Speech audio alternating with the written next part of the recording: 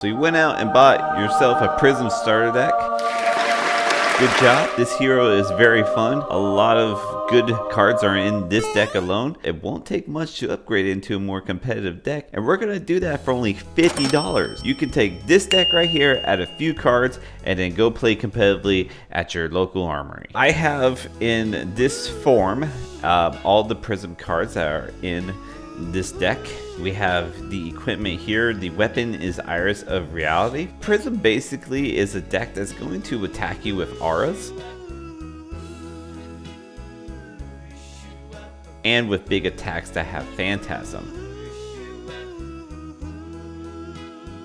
This is what it comes with. It doesn't come with the Vest of the First Fizz. It comes with Hard Cross Trap. That's a banned card, so we had to replace that card. It says 41 cards. This deck does come with 41 cards with the Librarian. We'll get to that later. All right, so you got some big Phantasm attacks. This is what Prism is. She's half Phantasm attack, coming in strong.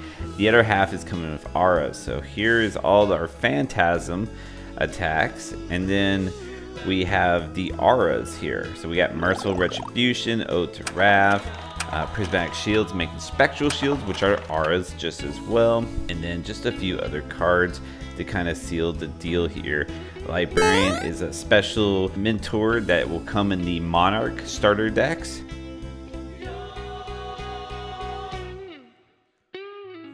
This deck is basically coming with big attacks that will have Phantasm, so if they can pop them, okay. If you're facing a deck that can pop a lot of your guys, then you're going to come in with the auras and beat them that way. If you're facing a deck that goes low to the ground, you're going to come in with your Heralds and beat them that way. So Prism's pretty cool in the fact that you can kind of change up your gameplay according to what your opponent is doing. Let's see what we can do for only $50 to really get a more competitive list going. So here it is. Let's look at the equipment first. We're still running Dreamweavers and Halo of Illuminations. Those two we keep from the original starter deck. We're adding in some Ironhide equipment here.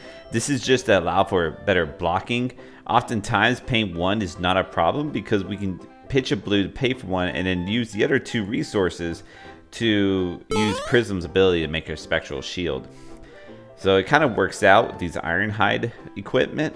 Luminaris is the biggest change here. So necessary for a competitive Prism deck that Prism was almost just never be seen without this weapon.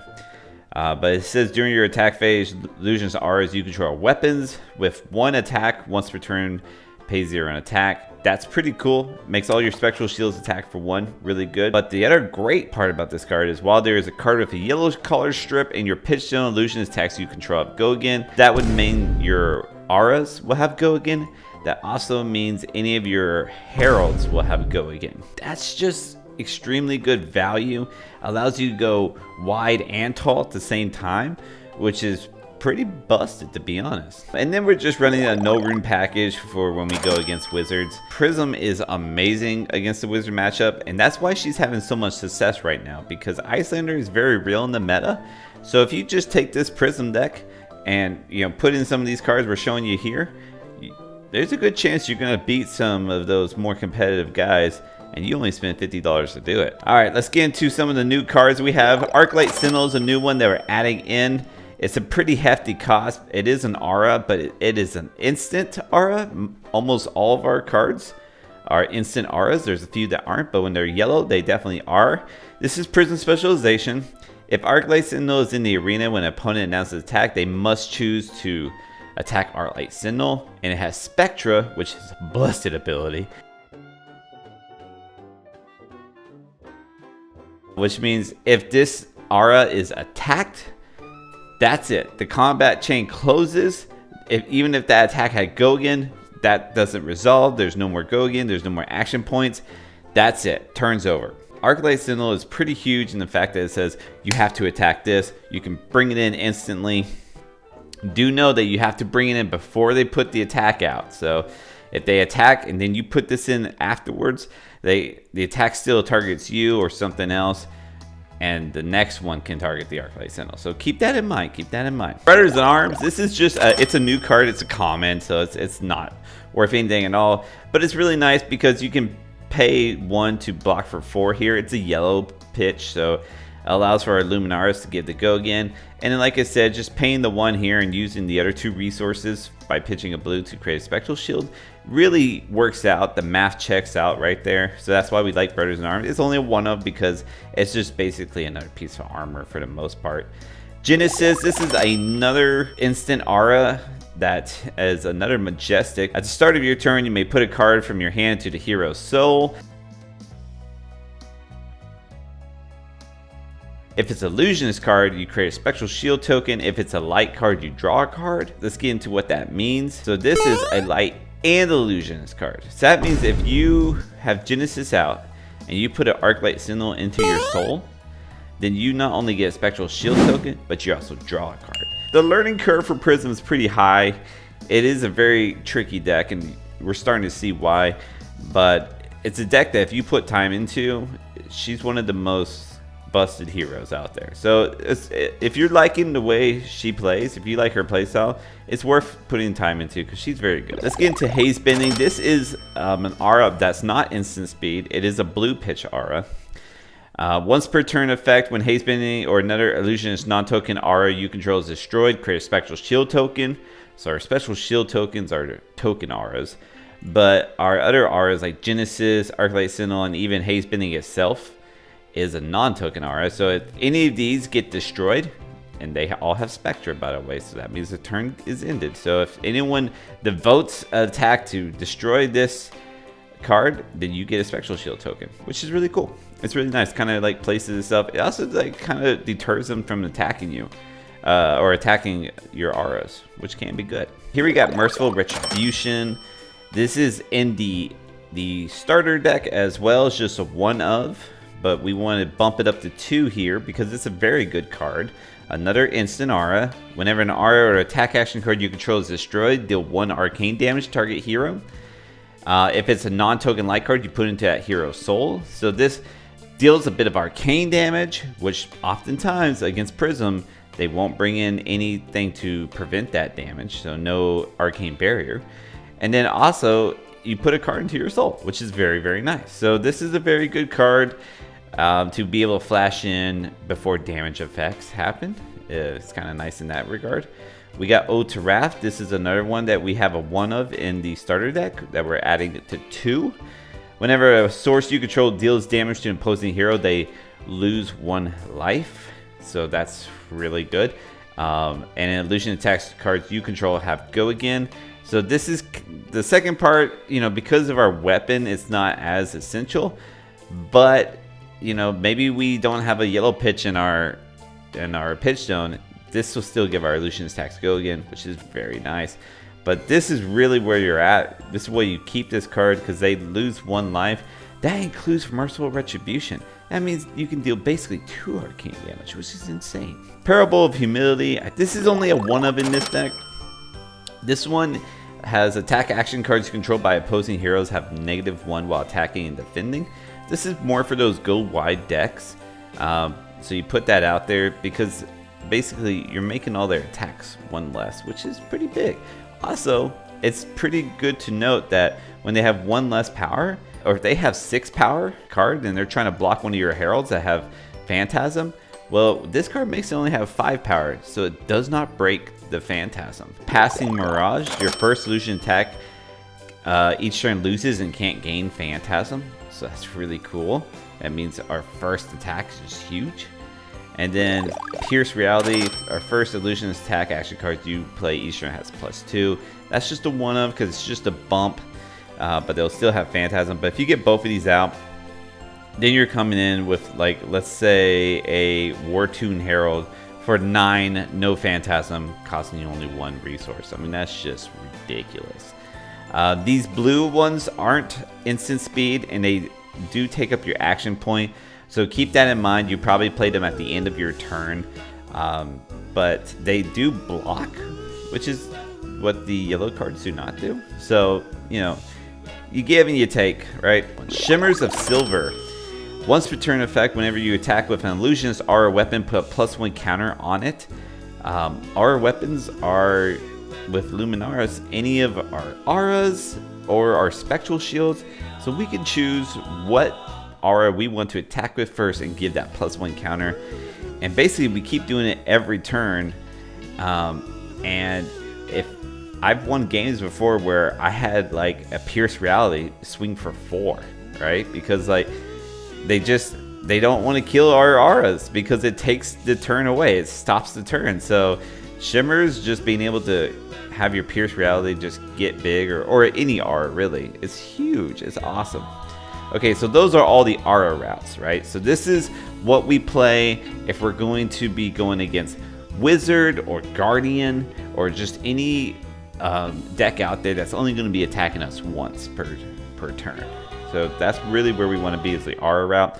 Now let's get into the Herald route, where we want to get in big and multiple times a turn. So this is for all the heroes that don't have very high attack powers. So nothing that can break our Phantasm, basically.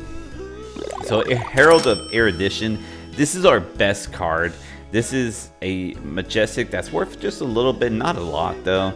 If Herald of Erudition hits, put into your Hero Soul and draw 2 cards. So that's huge. And it has Dominate. So that's so big. Oftentimes, this is what you want to use your Dream Weavers for, just to make it lose the Phantasm.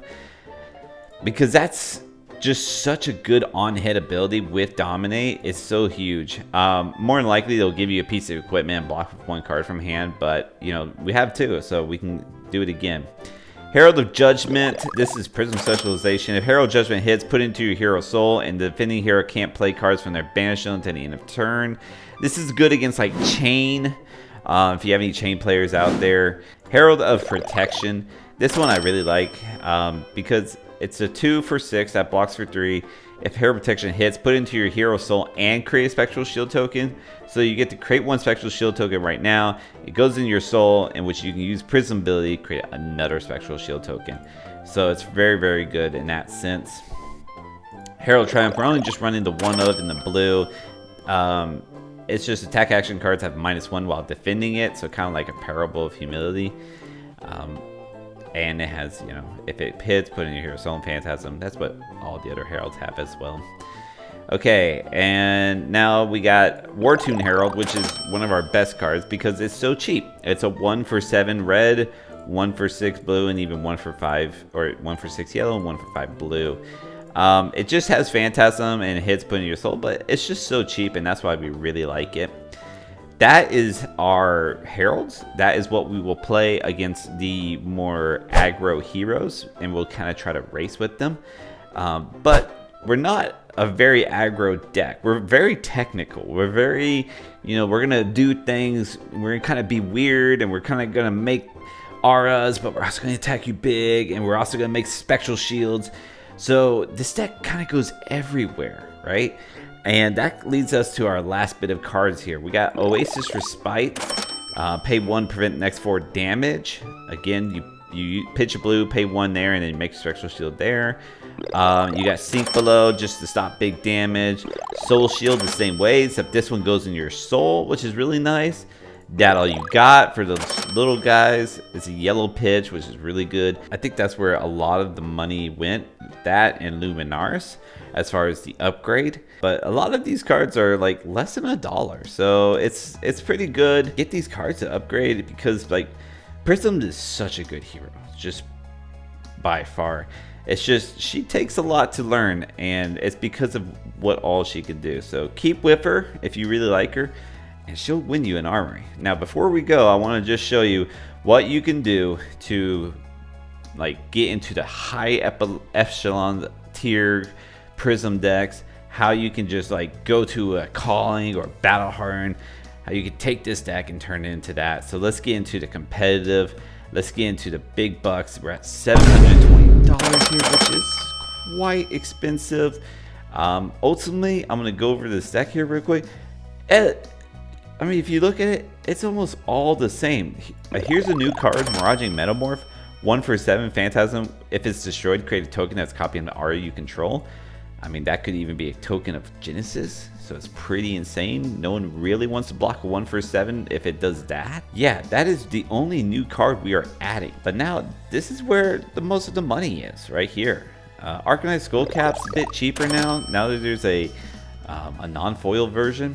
Crown of Providence, this one is worth a little bit. It's a generic, so I mean both these are generic, so you can at least use them with your other heroes. They are worth the investment, I would say. Fiendless Spring Tunic, I'm always going to say is worth the investment. It's probably the best card in the game. Phantasmal Footsteps, this is a very good card for Prism, but I will say it can only be used by 2 heroes. So despite it only being able to use by 2 heroes, it's still very pricey. So keep in mind for that. This one, you have to use it for your Illusionist heroes. But let's get into it. The first time an Illusionist attack action cards you control is destroyed each turn, you may pay 1 if you do gain an action point. So what that means is if we come with Herald of the Air Edition, they break it. Phantasm says turns over, you lose your action point. But Phantasmal Footsteps says just pay 1 resources and you'll get it right back. And that's really nice, especially when going against those decks that can block our Phantasm creatures. Whenever you defend with Phantasmal Footsteps, you may pay 1. If you do, it gains a defense until the end of turn. So that's always very, very good. And then it has this caveat here where if you defend a non-illusion attack with it that is 6 or more, you gotta destroy this at the end. So just don't defend with it for the most part. The big changes. I mean, these 4 cards are what added $670 right there between those 4 cards. It's pricey, but if you look at other games, it's even below par of what you would actually spend. So, but like I said, honestly, $50 and with this equipment package can do you pretty damn good. So just keep with it and have fun and get on fabbing. Thanks for watching. I'm Eric from Team Sneep, and I'll catch you guys on the next one. Hey guys, thanks for watching this video. If you like this shirt or the others we have just like it, we sell shirts and keychains and more to come. Go to fleshandbaubles.com, enter the promo Sneep, and you get 10% off your entire order. So check it out. Some really cool stuff, some really cool gift ideas. We would really appreciate your help supporting us. Thank you.